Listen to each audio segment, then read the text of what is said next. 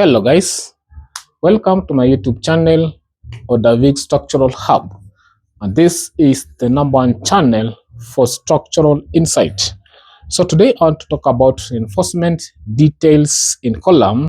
So the definition of reinforcement details, this refers to the exact arrangement, sizing, spacing and positioning of steel bars inside a concrete column, and its main function is to ensure structural safety by preventing brittle failure of column buckling under heavy loads.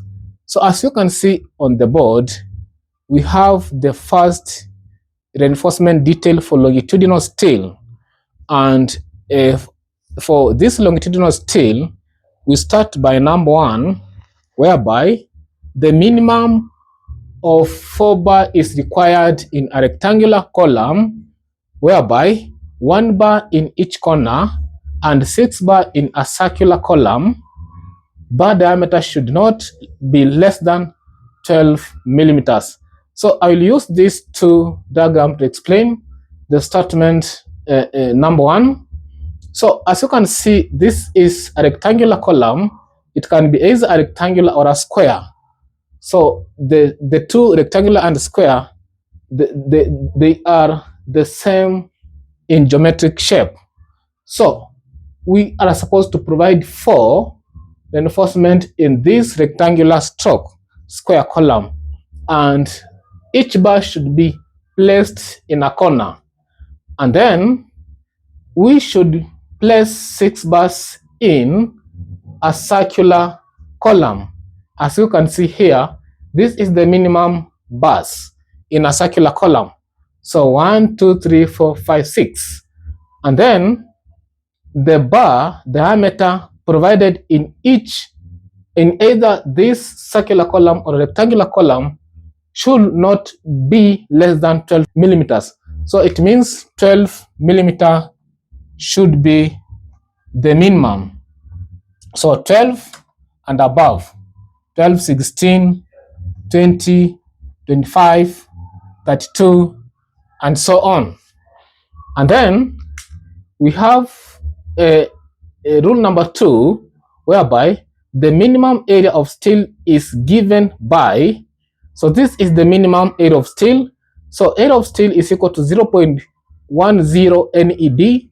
NED means the ultimate design axial force or axial load over 0.87 FYK. So FYK is the strength of the steel, must be greater or equal to 0.002 AC, whereby AC is the area of the concrete. And then rule #3, the maximum area of steel at lap is given by AS maximum over AC, whereby AS is the total area of longitudinal steel and AC is the total area of concrete. So it must be less than 0.08. Otherwise, in region away from the laps, AS maximum over AS must be less 0.04.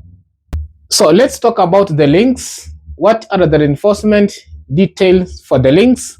So #1, the minimum size is equal to, this is the minimum size of the link, is equal to 1/4 times size of the compression bar, but not less than 6 millimeters. But not less than 6 millimeters. For example, if the diameter of the compression bar is 20, let's say 20, so it means the minimum size of the link, so link diameter will be 1/4 times 20, which is equal to 5 millimeters. As you can see, this 5 millimeters is below 6 millimeters. So therefore, you cannot use 5 millimeters, but you will adapt 6 millimeters. Therefore, diameter for the links will be 6 millimeters. Another example, if your compression bar diameter is, let's say, 32, then the diameter of the link will be a quarter times 32. So this one is equal to 8 millimeters. As you can see, 8 is above 6 millimeters, and therefore we'll use 8 millimeters. So we proceed to number 2. The maximum spacing should not exceed the lesser of. The maximum spacing should not exceed the lesser of Roman 1 20 times diameter of the smallest compression bar. The maximum spacing should not exceed the lesser of Roman 1 20 times the smallest compression bar. For example, if the diameter of your smallest compression bar is, let's say, 16, then it means 20 times 16. So this one will be 320 millimeters. Let's go to rule number 2, Roman 2. The least letter dimension of the column. So if your column is measuring 200 by, let's say, by 500, then the least is 200. So you will take 200. So for the Roman 1, we have 320 millimeters, and then number 2, we have 200 millimeters, which is the least letter dimension compared to 200 by 500 column. And then the last one, 400 millimeters. So Roman 3, we have 400 millimeters. So let's go back to the statement. The maximum spacing should not exceed the lesser of. For example, if your maximum spacing is, let's say, 300 millimeters, then it means the lesser of this is 200 millimeters. So it should not exceed this 200 millimeters. Therefore, 200 millimeters will be, you will use 200 millimeters as your spacing, 200 millimeters center to center. So this is what we'll use. And then we have this statement. This spacing should be reduced by a factor of 0.6 if for a distance equal to the largest dimension to the column above and below a beam or a slab. So you have to reduce this spacing, for example, 200 millimeters. So if you are supposed to provide a reinforcement immediately above a beam or a slab, then it means you have to reduce the spacing or the center to center distance of this column. And then B, at lapped joint of longitudinal bar above 14 millimeter in diameter. So let's proceed with rule number 3, and still under links. So, and this rule says that where the direction of the longitudinal reinforcement changes, the spacing of the link should be calculated while taking account of lateral force involved. If the change in direction is less than or equal to 1 in 12, then no calculation is necessary. So I want to use a sketch while explaining this statement. And remember, this statement will happen when a column changes in size from the lower floor to the upper floor. For example, if this is our slab, this is our slab, and this is our column,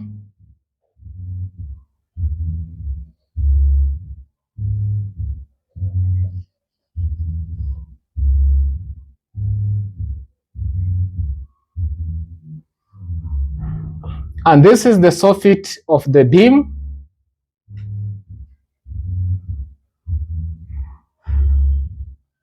So this is the soffit of the beam.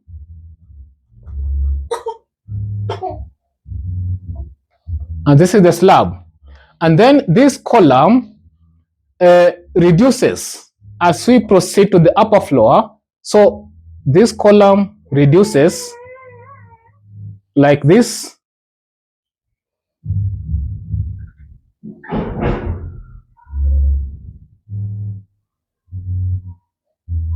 So when providing reinforcement for, or when joining these two junctions, the upper floor and the lower floor and the upper floor, you will use what we call the cranked or stroke bend bars. And this is where a slope of 1 in 12 will come in. For example, if this reinforcement bar is coming all the way from the foundation, then you have to change its slope.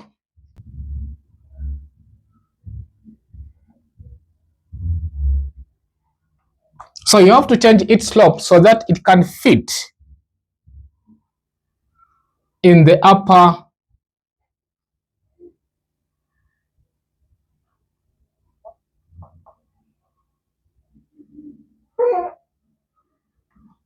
floor like that. And then you will connect it with what we call links. So if the links provided within this slope is less or equal to a slope of 1 in 12, then you are not supposed to design the spacing of these links. But where the direction of the longitudinal reinforcement changes, the spacing of the link should be calculated while taking an account force involved. So if this slope is above 1 in 12, then you are supposed to calculate the spacing, taking an account of lateral force involved. So that is all about the cranked or bent bars. And then rule number 4, every longitudinal bar placed in a corner should be held by a transverse reinforcement. And this is self-explanatory. For example, if you have a square column like this one, and you have bars at the corners, then you are supposed to connect this by using a link. So this one is a link.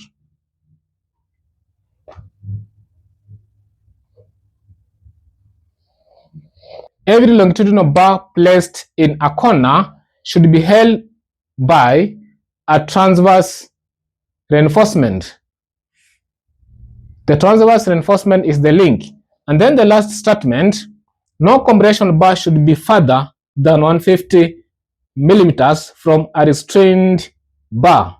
So the figure shown below, this is figure A, B, and C, shows a possible arrangement of reinforcing bar at the junction of a 2-column and a floor. So these figures explain on how you can connect 2 different columns at the junction of 2 column and a floor. For example, the column may change in sizes, or the column may remain the same, but the bar may change. So, for example, in figure 9.6a, which is figure A, the reinforcement in the lower column is cranked so that it will fit within the smaller column above. So in the first figure, which is figure A, as you can see, the column above the soffit of the beam, or the column above the slab, no, the column below the slab is a larger column compared to the column above the slab. So the bars has been cranked in a slope of 1 in 10 so that they can fit in the column above the slab. And as you can see, As you can see, we have a lap length. A lap length, this is the length which connects the two different bars. So the crank in reinforcement should, if possible, commence above the soffit of the beam so that moment of resistance of the column is not reduced. For the same reason, the bars in the upper column should be the one cranked when both columns are of the same size as in figure 9.6b. So the second figure, which is figure B, as you can see, the columns are of the same size. So the column below the slab and the column above the slab are of the same size.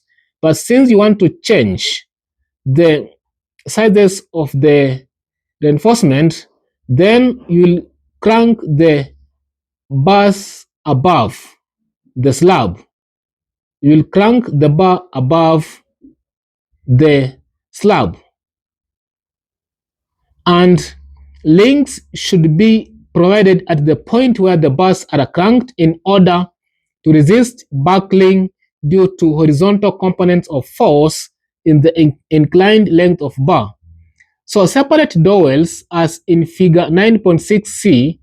As you can see, figure 9.6c, which is figure C, may also be used to provide continuity between the two lengths of the column.